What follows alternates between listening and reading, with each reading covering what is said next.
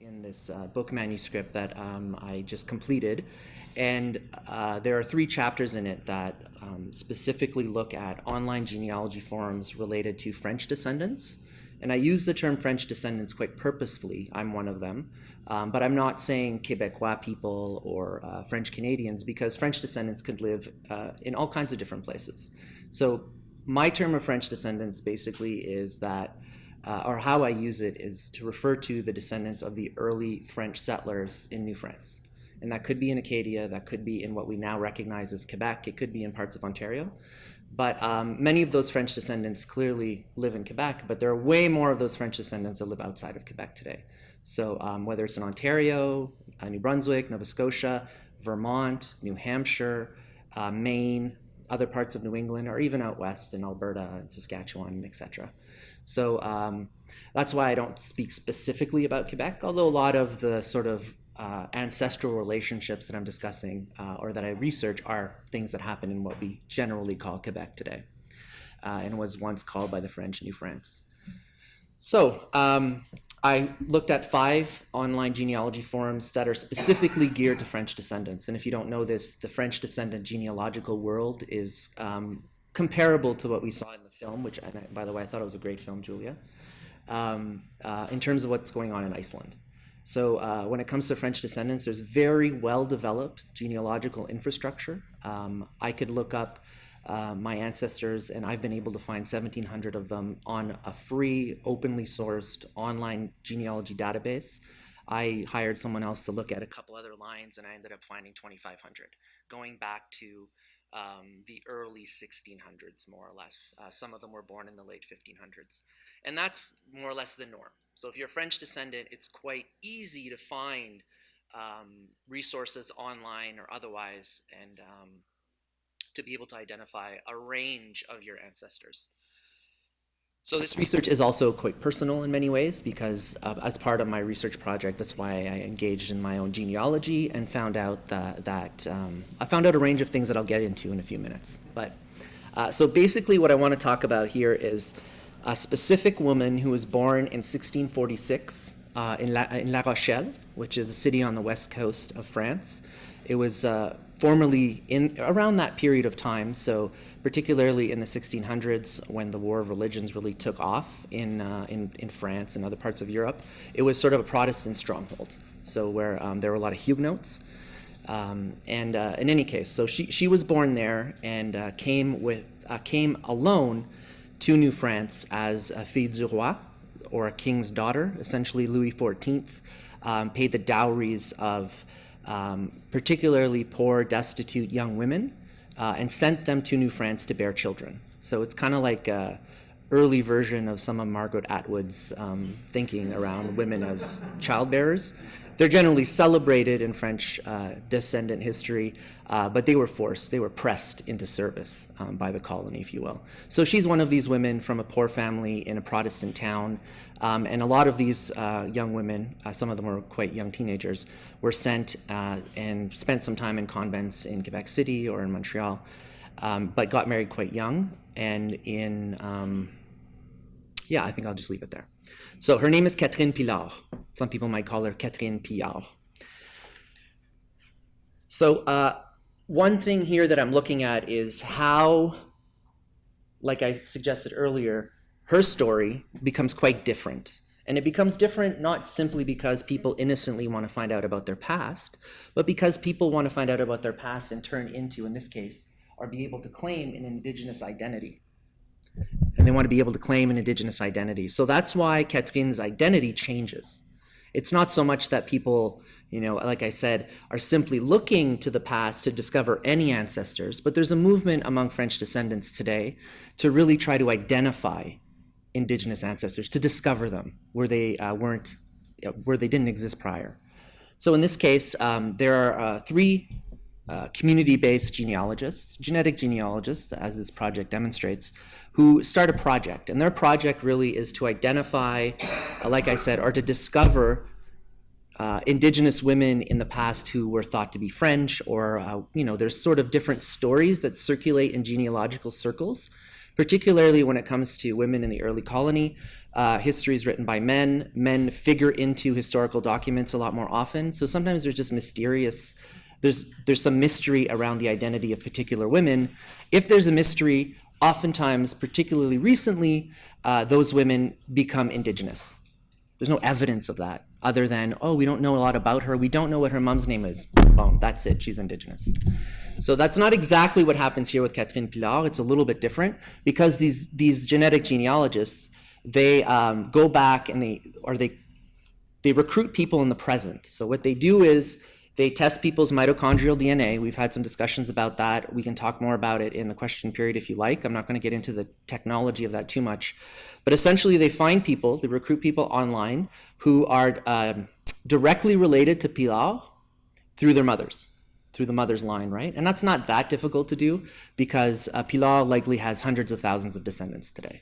So if you have, people online who are paying attention, then they will know also that they're sort of related in this genealogical line. So they test 3 people, and they have this mitochondrial DNA. This is the story, though, that I just want to point out before the test. So historically, there's been little reason to bring Catherine's origins into question.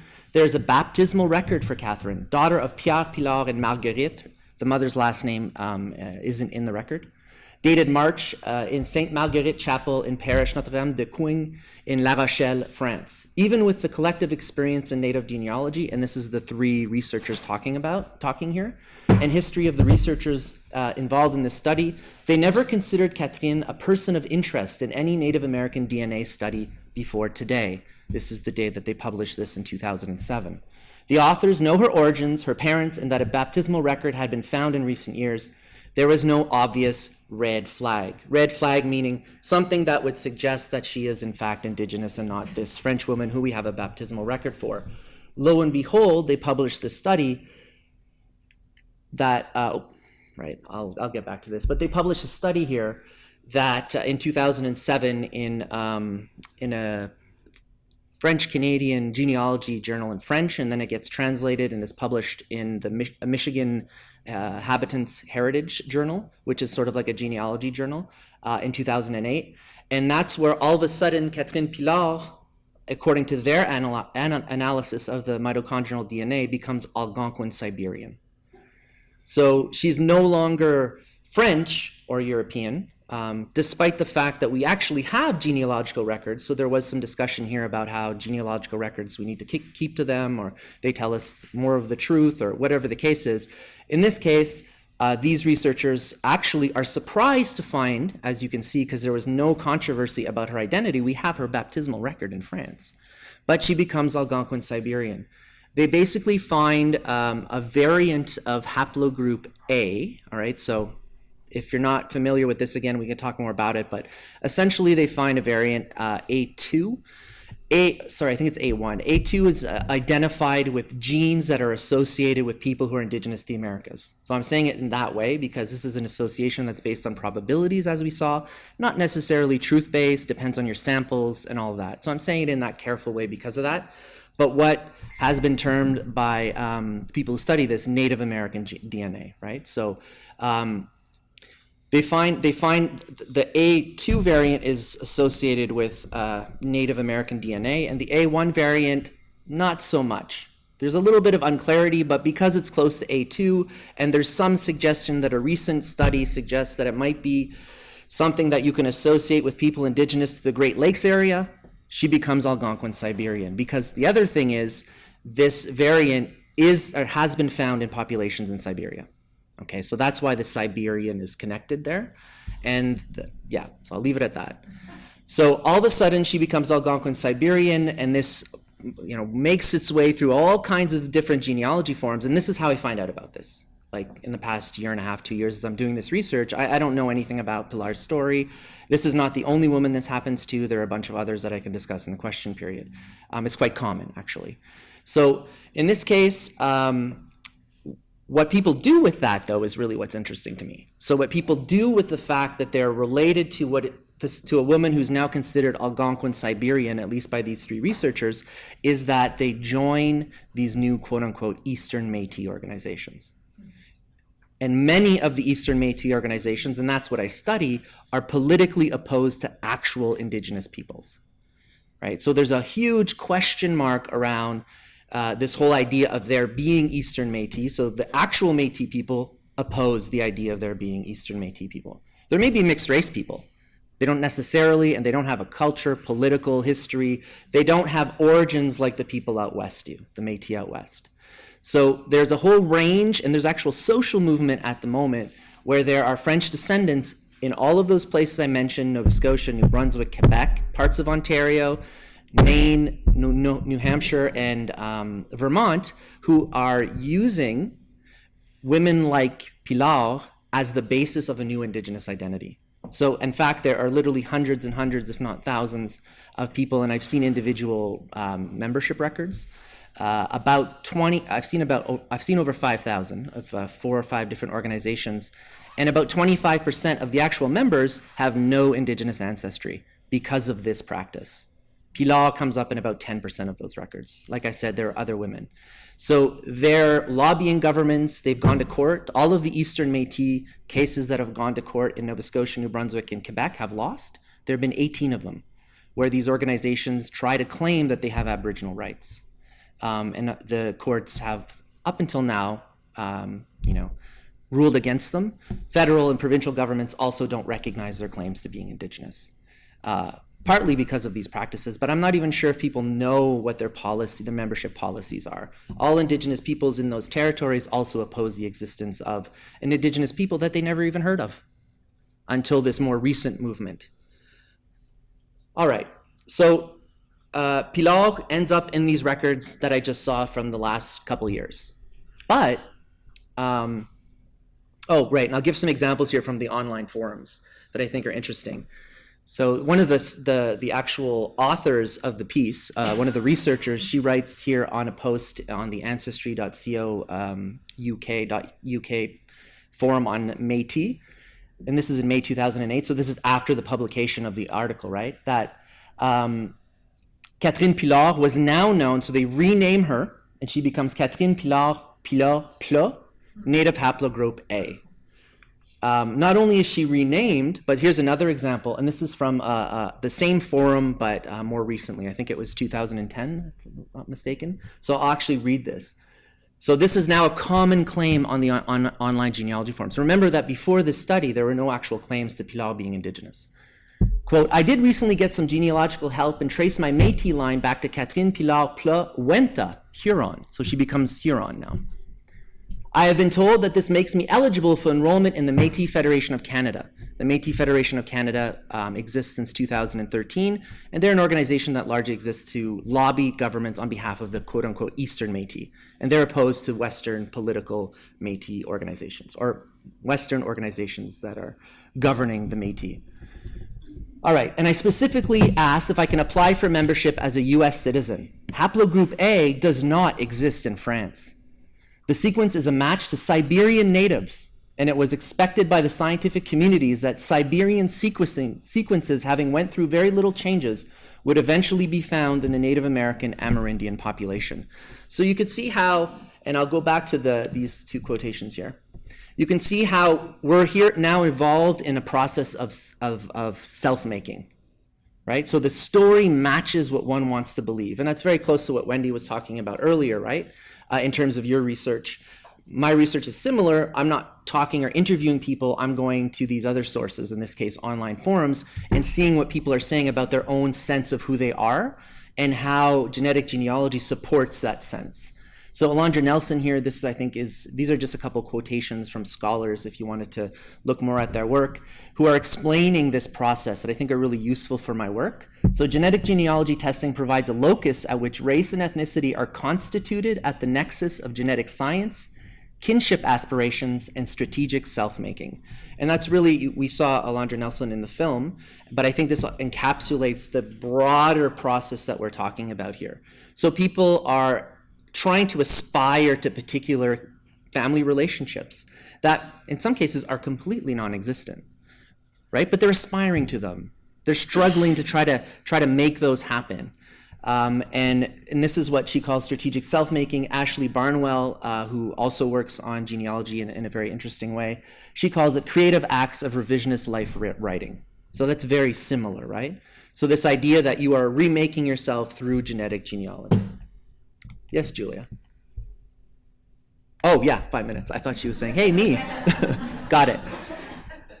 Okay, so just to get back to the online genealogy forums, so Bing was, this person online was subtly hinting at Pilar's new indigeneity, right? So she's Huron, but then we see it all come together. So Lisa here in March 2016 in a separate thread writes, quote, Catherine Pilar Pla was listed as a fille du roi.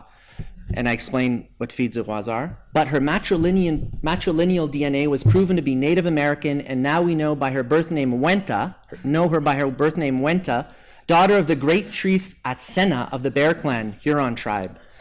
So we could see here how she's no longer a humble, sort of, in many cases, the filles du roi are kind of, they're celebrated in a way, but she becomes the daughter of a great Huron chief. And that's also what we see when French women become indigenous, because that's not actually what they are. Sorry. Then connecting them to a well-known male chief or indigenous figure is one way to ensure that the story is given life. And that happens over and over again. And that's the only time that indigenous men appear in these stories, in any of the ancestral, on the online genealogy forums I saw. So then what happens is the Association for the Charron and Ducharme families. This is a large family association in Quebec. Pilar marries a man named Ducharme, Charron dit Ducharme. So all of the Charrons and Ducharmes that are French descendants are basically a descendant of Pilar. And there are tens of thousands of them. So with that last name, who are living today, they have many, many members all over Canada and the United States. So they hire a genetic genealogist to look into this research. And he's the most well-known genetic genealogist in Quebec. His name is Jacques Beaugrand. And he comes up with radically different results. He's like, wait a second. If you would have actually taken the time to go more in depth with your analysis, you would have seen that this is haplogroup A10. And A10 is associated with the Black Sea, Aral Sea region of Western Asia, where the Huns were, for instance. And we know that the Huns came into Western Europe. So this is actually she's actually French. She happens to have mitochondrial DNA from Western Asia, which is not that unusual in Western Europe. So this is his kind of takedown of their study. And this is just one last takeaway. So then what happens is in the Michigan Inhabitants Heritage, this journal of Genealogy Association, there's someone who kind of like corrects the record. So the Family Association does some other research, but they come out with a statement in 2016, which I can share later, where they basically agree with the second genetic genealogist. So she goes from French to Algonquin Siberian to French, but there are still those who are certain that she's Algonquin Siberian and have joined a number of organizations that are supposed to represent quote-unquote indigenous peoples only on that basis. So here we see how this one person, again, remakes the story of Catherine being French to suit her idea of wanting to be different in some way. In any case, this latest study clearly shows a West Siberian origin for a European ancestor rather than an Eastern trek across the Bering Straits for a Native American ancestor. As much as we, her descendants, hope for Native American roots, of course we hope for that, the question is why? Right? What is the purpose of that? I think it's about displacing and dispossessing indigenous people. That's what I think, and we can talk more about it later. The mitochondrial DNA still reveals an exotic heritage for Catherine Pilar to capture our imaginations. I, for one, choose to see our many greats-grandmother as a black-haired beauty setting into the Italian Alps with her younger daughters as her eldest daughter, and the Huns press on to France. And I will leave you with that. Thank you.